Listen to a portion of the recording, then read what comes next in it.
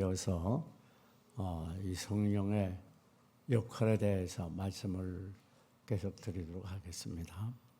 자, 이 성령의 이 본질과 위격은 첫째는 삼위일체의 이론이라 그랬어요.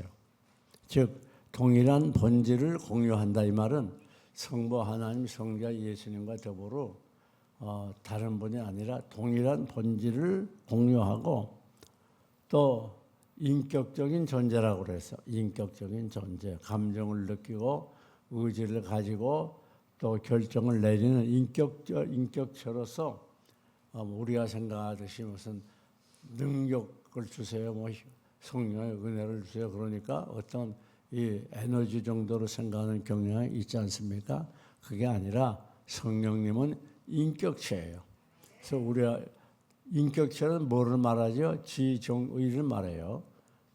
우리처럼 이렇게 감정을 느끼고 또 의지를 가지고 결정을 내리는 그런 인격체, 단순한 힘이나 영향력이 아닙니다. 그러면서 성령님은 신성을 지닌다 그랬어요. 신성을. 하나님과 동일한 속성과 권위를 가지고 계시고 또 전지전능하시고 무소부재하신. 무소부재가 무슨 말인 줄 알아요? 잘 모르죠? 저 목사가 사람을 무시하나 도대체? 그 왜 그런 말이 나면 대답을 안 하니까. 무소부재가 뭐예요? 하나님은 어디나 계신다고, 어디나. 그런 분이란 말이에요. 뿐만 아닙니다. 이 성령의 그 역할에 대해서 말씀을 드렸죠. 그 다음부터 넘어가요. 성령의 역할에 대해서. 첫째는 구원의 과정이라고 그랬어요. 무슨 말인가 하면 이 성령은 이 땅에서 우리가 예수 그리스도를 구주로 영접하는 일부터 시작해서 성화되고 주님 닮아가고 천국에 이르기까지 모든 일조를 맡아서 책임져 주시는 거예요. 책임져요. 그래서 우리 죄를 깨닫게 하고 또 예수를 믿게 하고 또 우리에게 임해서 인치시는 역사를 말해요. 그 인치신다는 말은 따라합시다. 구원의 확신과 보장을 구원의 확신을 가지게. 우리가 나는 예수 믿습니다. 또 내가 죽어도 나는 반드시 구원받습니다. 우리가 그렇게 믿으면 아멘 하세요. 그걸 누가 그렇게 믿게 해요? 성령께서 하시는 거예요. 그걸 내가 예수 그리스도를 구주로 믿어요. 그걸 누가 믿게 해요? 성령께서 믿게 하는 거예요. 내가 믿고 싶어 믿는 게 아니에요. 죽어도 믿지 못하는 사람 많아요, 우리 주위에. 그러니까 우리가 그래서 늘 감사하면서 살아가는 거예요. 그래서 우리는 구원의 확신을 가지고 살아요. 오늘 살다 죽어도 우리는 어디로 가요? 천국으로 간다. 이 확신이 있기 때문에 이 세상에 살기가 힘들고 어려워 늘 감사하면서 기뻐하면서 살 수가 있는 우리 구원의 전 과정, 이제 구원의 서정에 대해서 한번 제가 강의를 하려고 지금 준비하고 있는데 이 구원의 전 과정에 대해서 책임지고 이루어가는 분이에요. 우리 성령. 그러니까 성부 하나님은 구원을 어떻게 했어요? 계획했어요. 성자 예수님은 구원을 이루었어요. 성령님은 구원의 전 과정을 책임지고 완성하는 분이에요. 그러니까 여기 구원의 모든 과정을 성령님이 다 주재하시는 거예요. 그래서 우리는 이 땅에 살아가면서 걱정할 필요가 없어요. 왜? 성령님이 다 하시니까. 할렐루야! 누가 다 해요? 성령님이 하시는 건 내가 하는 게 아니에요. 예수 믿는 것으로부터 시작해서 우리가 또 의롭다 칭함을 받는 것으로부터 시작해서 또 회개하는 것부터 시작해서 또 예수 그리스도를 점점 닮아가는 성화 이르기까지 낭주에는 우리가 하나님께 설 때 영원한 몸을 입어요. 그것까지 다 누가 하세요? 누가 책임져요? 성령께서 책임지는 거예요. 성령께서. 그러니까 이 구원이라는 건 이래서 우리가 좋고 감사하고 확신을 갖는 거예요. 이걸 내가 뭘 한다면 우리가 어떻게 구원을 보장하겠습니까? 그러나 성령께서, 성령 하나님이 반드시 책임져 주십니다. 다음 두 번째는 내주하심이라 그랬죠. 예수님께서 승천하시면서 내가 성령을 너에게 보내주겠다. 그래서 그 신자의 우리 속에 예수님이 계셔서 뭐 하시는가? 우리의 영적인 성숙을 도와요. 그래서 우리가 영적으로 점점 성숙해지고 우리 믿음이 견고해지고 우리가 은혜의 사람이 되고 능력의 사람이 되고 죄를 끊어버리고 주님 점점 닮아가게 하는, 조금 이따 말씀드리겠습니다마는 이 사랑과 희락과 화평등 성령의 열매를 맺게 하는 분. 그래서 이런 모든 것을 과정을 통해서 예수 그리스도를 닮아가게 하는 거예요. 그걸 누가 하는 거예요? 누가요? 성령께서 하시는 거예요. 그래서 우리가 기도할 때마다 성령 충만 달라고, 은혜 달라고, 능력 달라고 기도하는 이유가 거기에 있는 거예요. 그 다음에는 은사를 부여하는 거예요. 은사를. 각 신자에게 은사를 주어서 이 교회를 세우기도 하고 또 성장하기도 해요. 여러분, 교회 세우는 거 누가 세워요? 성령께서 하시는 거예요. 우리 삼순교회도 세울 때 정말 이게 강권적으로 성령께서 하셨어요. 네. 정말 제가 안 하려고 그랬는데 성령께서 이 은이라는 여인을 통해서 그 마음을 감동해가지고, 그래서 왜 그런지 몰라요. 평생 50년 살면서 안 하던 말을 갑자기 그때 자기 교회 한다고. 희한하잖아요. 그 누가 했어요? 성령께서. 또 많고 많은 장소 중에서 세종시에 한다고. 누가 했어요? 성령께서. 그래서 나는 반대했지만 할 수 없이 성령에 이끌려요. 같이 이게 교회를 세우는 모든 것 다 성령. 그래서 사도 바울이 빌립보 교회를 세울 때도 어떻게 세웠어요? 가서 마게도냐 지방에서 말씀을 전하는데 그만 이 말씀을 듣다가 감동을 받았어. 그래가지고 교회를 세우게 되는 거예요. 교회 세우는 건 우연히 세워지는 게 아닙니다. 그래서 교회는 귀한 거예요.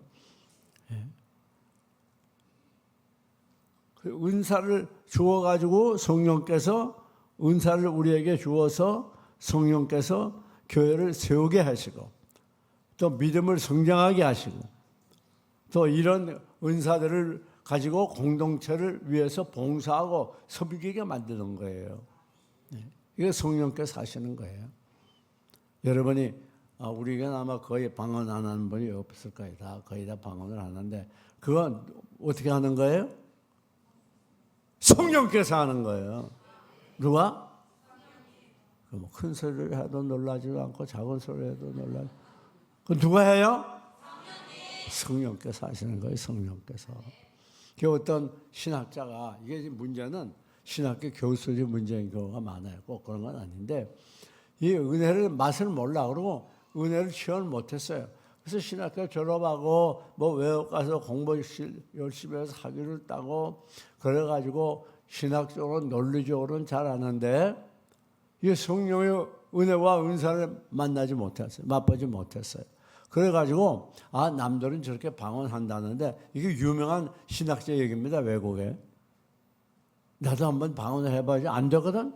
그래서 어떻게 했는가 하면 주기도문을 헬라어로 거꾸로 써가지고 그걸로 했어요.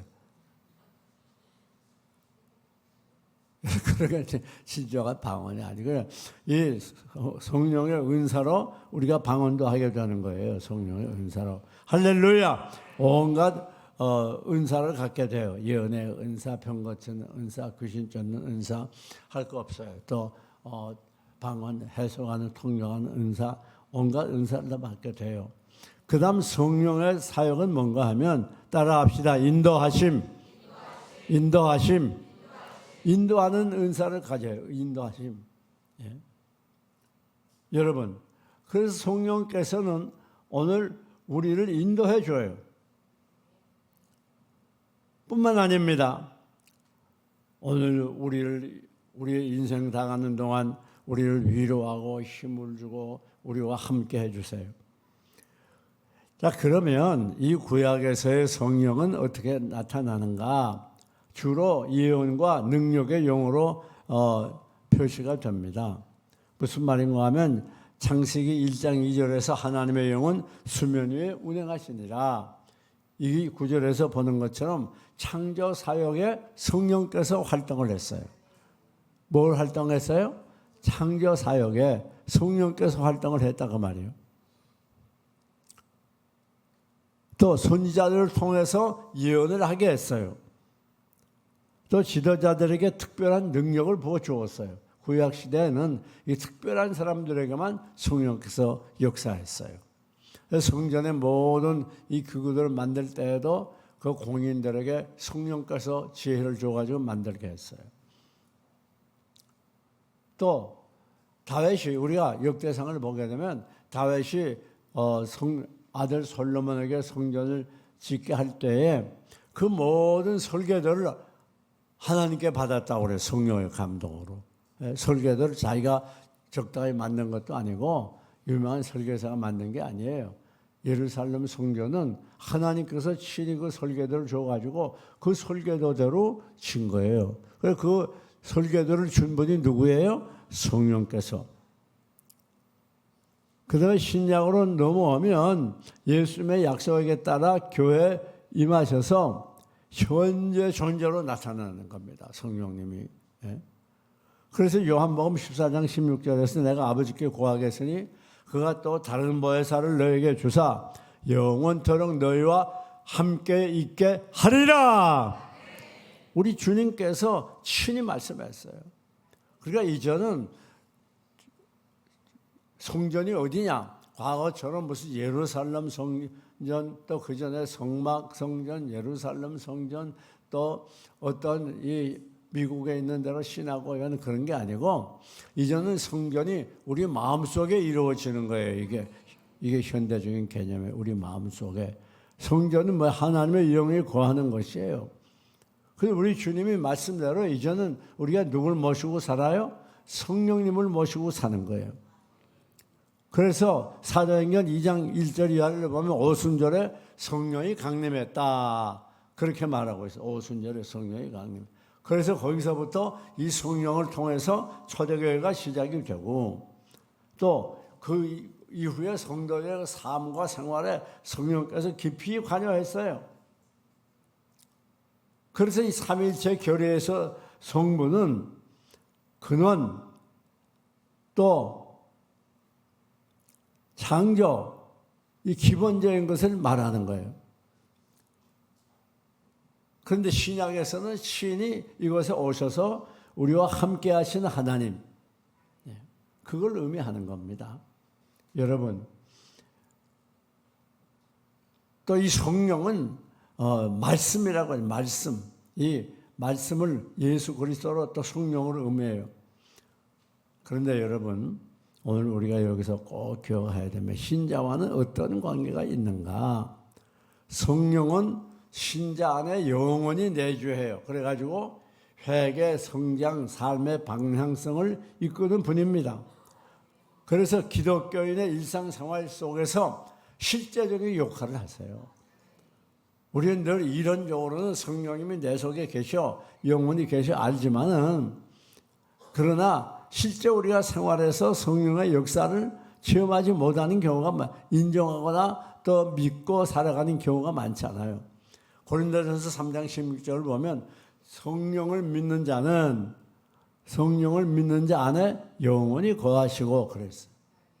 그러니까 우리가 성령께서 내 속에 계신다는 걸 믿는 자는 영원히 그 속에 계셔요. 그래서 우리가 하나님의 자녀임을 확증해 줘요. 로마서에 그랬잖아요. 사도 바울이 우리가 하나님을 아버지라 하는 것은 왜 그런다고요? 내가 그냥 아버지라 부르고 싶어서 아버지라고 부르는 게 아니에요. 자, 하나님을 여러분의 아버지로 믿는 분 아멘 해보세요. 아멘 해보세요. 아멘 해보세요. 이게 대단한 일이죠. 아니 정신 나가서 하나님 여러분 눈에 보여요. 아니 눈에 보이지 않는 무슨 아버지요? 그래요? 안 그래요? 아니 눈에 보이지 않는데 무슨 아버지야? 눈에 보여야 아버지지. 그걸 여러분이 어떻게 믿는 거예요? 어떻게 믿어요? 성령께서 여러분의 마음을 감동해서 하나님을 아버지라 부르게 하는 거예요. 할렐루야. 누가 그렇게 하는 거예요? 성령께서. 내가 하는 게 아니에요. 내가 하나님에 계신 그 하나님을 내 아버지로 삼으면 괜찮겠네. 애기 듣는 지겠는데 한번 삼아볼까? 그렇게 하네 이게. 성령께서 여러분 마음에 감동하지 않으면, 성령으로 말미암지 않으면 아버지라고 할 수가 없어요. 참 놀라운 일입니다. 그래서 우리 성령님은 영원토록 우리 속에 계세요. 뿐만 아니라 성화여 가정을 이끌어가요. 점진적으로 우리가 예수 그리스도를 닮아가도록 우리를 변화시켜요. 우리의 성품과 삶의 방식이 변화돼요. 그게 뭐예요? 성령의 역사예요. 성령의 역사.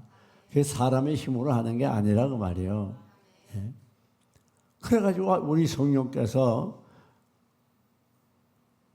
계실 뿐 아니라 한번 따라하세요. 나와 함께 인도하시고 동행하시고. 그래서 성령은 신자의 삶 속에서 우리와 함께 걸어가는 분이에요. 또 하나님의 뜻에 따라서 살도록 우리를 인도해요. 그래서 우리 모든 이 삶의 중요한 현장마다 삶의 전환점까지 모든 영역에서 성령님이 친히 간섭하고 우리를 도우시고 우리와 함께하고 우리를 인도해 주는 거예요. 그래 한마디로 얘기해서 예수 믿는 자체가 이게 얼마나 대단한 일인지 몰라요. 그래가지고 성령과 동행하는 삶은 단순히 개인의 영적 경험에 그치지 않습니다. 교회 공동체를 세우기도 하고 또 이 세상에 나가서 능력 있는 삶, 증인의 삶을 사는 원동력이 되기도 해요. 그래서 오늘도 우리가 본문 읽었습니다마는 뭐라고 그랬죠? 성령을 보낸 이유가 뭐예요? 복음을 증거하기 위한 것이라고 그랬어요. 복음 증거하기 위한 것. 그 다음 성령의 은사로 넘어가요. 성령의 은사. 성령의 은사. 성령의 은사.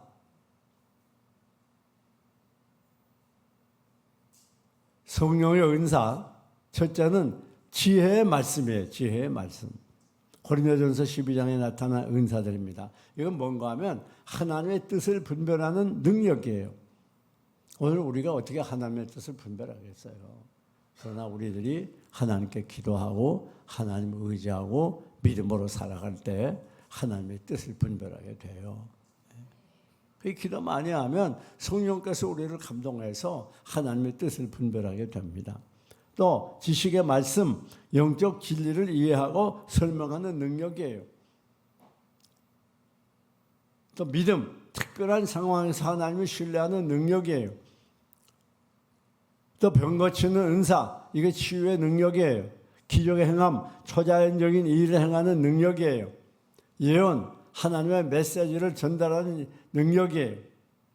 그래서 예언은 구약이나 신약이나 하나님의 말씀을 전하는 걸 말하는 거예요. 영불변, 영분별, 영적 근원을 분별하는 능력, 이게 귀신으로부터 왔는가, 이게 하나님으로부터 왔는가, 그걸 분별하는 능력이에요. 방언, 알지 못한 언어로 말하는 능력이에요.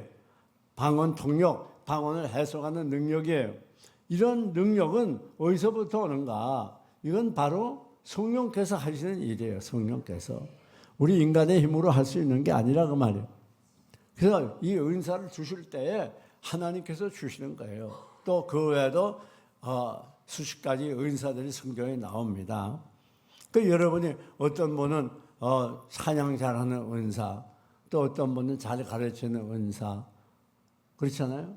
어떤 분은 사랑의 은사, 여러 가지 은사들을 받는데 이 모든 은사의 목적은 뭐냐? 하나님의 교회를 섬기고 세우기 위해서, 이런 은사들을 가지고 하나님의 교회 유익을 위해서, 평화로운 성장을 위해서. 할렐루야. 그 다음에 성령께서는 성령의 9가지 열매를 맺게 해요.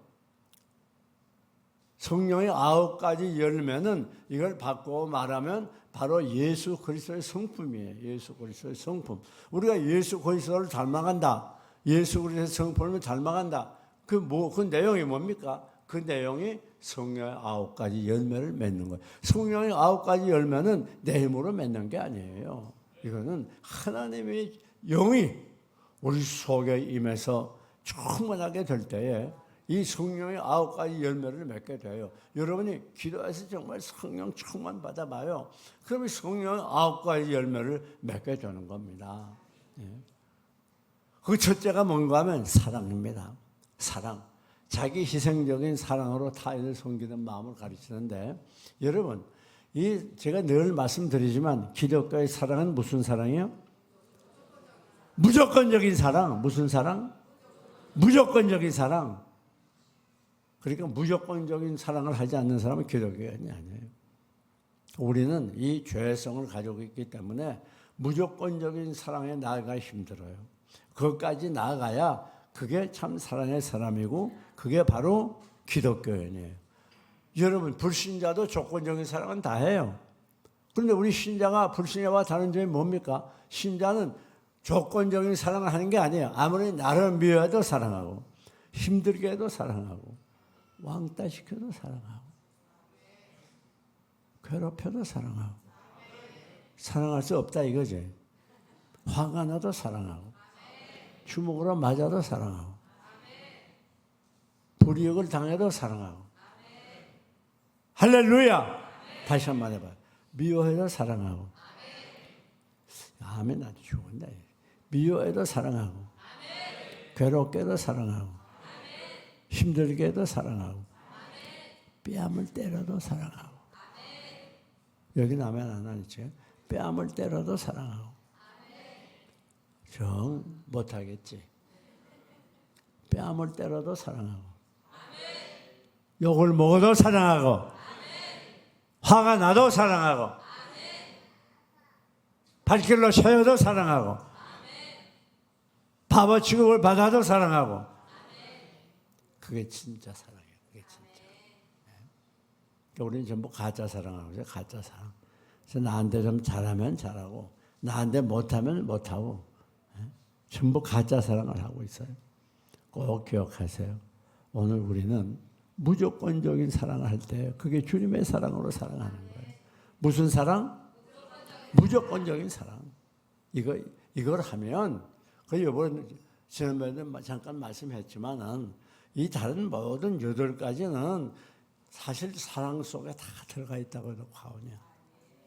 사랑만 우리가 완벽하게 하면 그 속에 다 들어가 있어요. 이게 사랑을 못하기 때문에 거기에 문제가 생기고 다툼이 생기고 사탄이 역사하고 그래 이 사랑을 못하면 사탄에게 끌려다니는 거예요. 어쩔 수 없이.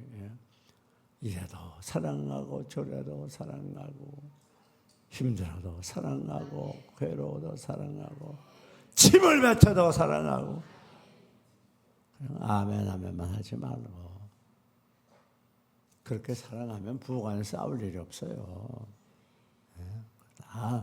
다 싸우고 다투고 이런가 하면 무조건적인 사랑을 못해서 그런 거예요. 정말 무조건적인 사랑을 해봐요. 그러면 얼굴 붉힐 일도 없고 싸울 일도 없어요. 그 다음 다가이 따라 합시다. 희락이에요. 희락. 여러분, 희락은 기쁨이에요. 기쁨. 근데 이 기쁨의 특징은 이 성령께서 주시는 기쁨의 특징은 환경에 좌우되지 않는 내적인 기쁨을 말해요. 성령께서는 기쁨의 영이에요. 그러니까 우리가 정말 은혜와 성령 충만히 받으면 꼭 따라오는 게 있어요. 기쁨이 따라와요. 내 마음속에 벌써 기쁨이 사라졌어. 그러면 하나님의 영이 내 속에 강하게 역사하지 않는 거예요. 하나님의 영이 은혜가 성령이 소멸되는 거예요. 그래서 우리가 정말 은혜 가운데 살고 성령 충만하면 언제 어떤 상황에도 기뻐할 수 없는 상황에도 기뻐해요. 내 마음속에 있는 이 평안함 이 세상에서 못 얻고 슬픔이 닥쳐와 더 없어지지 않네. 세상에 슬픈 일 있고 고통스러운 일 있고 많은 시련이 있어도 속에 성령이 충만하면 기쁨이 있는 거예요. 기쁨이. 이 기쁨을 맛보시기를 축원합니다. 우리 교회는 일반 교회보다는 이 기쁨이 많은 교회예요. 그런데 그거 가지고 안 돼요.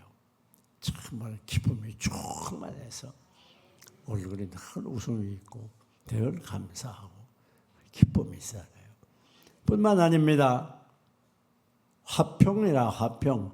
이건 화평은 무엇을 말하는 거 하면 하나님과의 올바른 관계에서 오는 평안을 말해요. 다시 말하면 내 속에 죄가 없이 죄를 회개하고 하나님과 늘 교통하는 그 올바른 관계, 즉 하나님을 기쁘시게 하며 사랑하며 사모하며 그런 관계를 맺을 때 오는 화평을 말하는 거예요. 여러분, 우리가 이 세상의 평안이라고 하는 건 잠시 잠깐 그때뿐이에요. 자동차 사면 새로 사면 기분 좋잖아요. 그 한 달도 못 가요. 그거. 3살 다 집 사고 들어가면 기분 좋죠? 그 1년도 못 가요. 그러니까 이 세상의 기쁨이라는 건, 이 평안이라는 건 이건 잠시 잠깐이에요. 그러나 우리 그리스도 안에서 이 평안, 이것은 영원해요. 왜? 그러려면 하나님과의 관계를 잘 바로 맺어야 돼요. 내가 범죄하지 아니하고 생각으로나 말로나 행동으로나 늘 의롭게 바르게 살고 깨끗하게 살아갈 때 이 평안, 이것을 다 같이 따라 합시다. 거룩한 평안. 그게 봐요. 거룩한 평안. 무슨 평안? 이걸 거룩한 평안이라고 그래요. 이런 거룩한 평안이 우리 속에 늘 있으려면 성령의 충만을 받아야 이게 성령께서 사시는 거예요. 다음에 성령의 9가지 열매 중에 인내입니다. 인내라고 하는 건 어려움 속에서도 잘 견디는 걸 말하는 거예요. 그래서 우리가 야고보 1장 3절을 보면 너희가 여러 가지 시험을 만나거든 온전히 기쁘게 여기라. 이는 너희 믿음의 시련이 뭘 만들어내요? 인내를 만들어내는 줄 너희가 알미라. 인내를 온전히 이루라. 이는 너희를 온전하고 구비해서 조금 더 부정함이 없게 하려 함이라. 그러니까 조금 더 부정함이 없는 이 성숙한 인격이 뭐냐? 인내예요. 인내. 조금 더 부족함이 없는 그런 성숙한 인격, 그게 바로 인내하는 사람이에요. 그래서 여러분, 우리가 고린도전서 13장을 잘 알지 않습니까? 사랑의 장이죠. 그런데 그 사랑을 보면 시작부터 사랑은 오래 참고,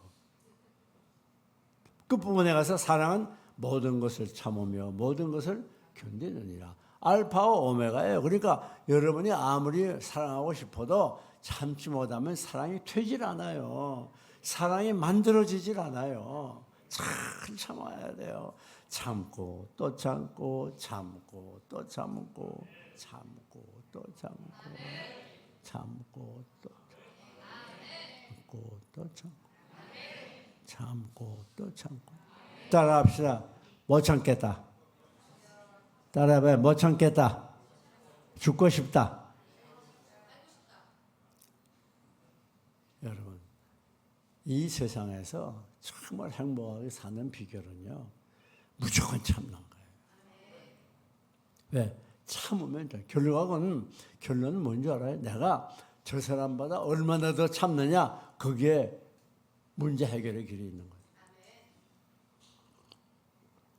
내가 내 아내보다, 내 남편보다 더 참으면 화목한 가정이 되는 거예요. 참아야 돼. 성이 나도 참고, 기분 나빠도 참고, 발로 걷어 차고 싶어도 참고, 자존심이 팍팍 상해도 참고. 전혀 아멘 안 하네. 참고 싶지 않지요.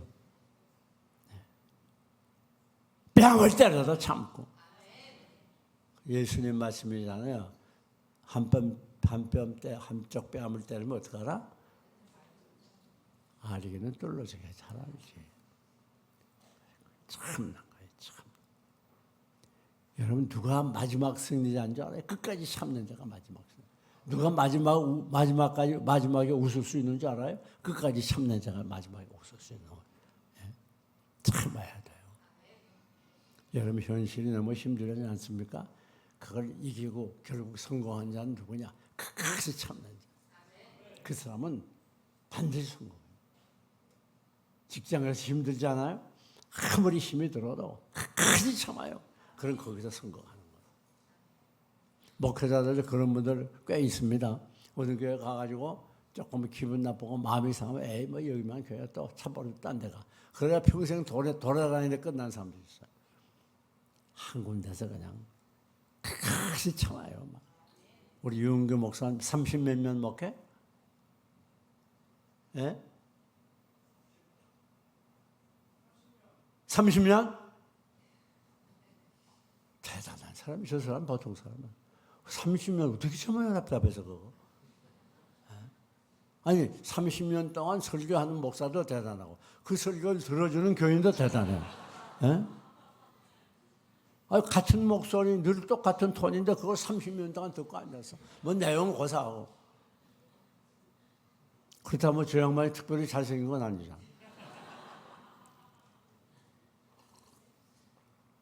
그래서 인내가 중요한 거예요. 인내. 그러니까 지금 성공적인 목회자로 우리가 협동목사 딱 됐죠.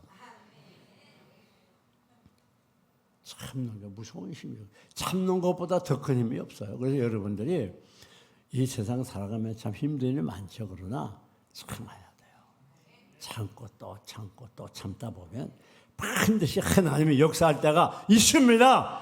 반드시 하나님이 역사해요. 참으면. 왜 하나님이 역사를 못하느냐? 참질 않아서 그래요. 참질 않아서. 네. 참으면 하나님의 역사가 나타나요. 오늘 시간이 많이 가서 여기까지 하도록 하겠습니다. 사랑하는 여러분, 우리 모두 이제부터 기도 많이 해서 성령께서 우리에게 역사하도록 성령의 은혜와 능력이 없으면 우리 살 수 없어요. 오늘 밤에도 간절히 기도하시고 또 민족 국가를 위해서 10월 행사를 위해서 세정식 보고마 미자립교 위해서 간절히 기도하다 돌아갑니다. 축도하겠습니다.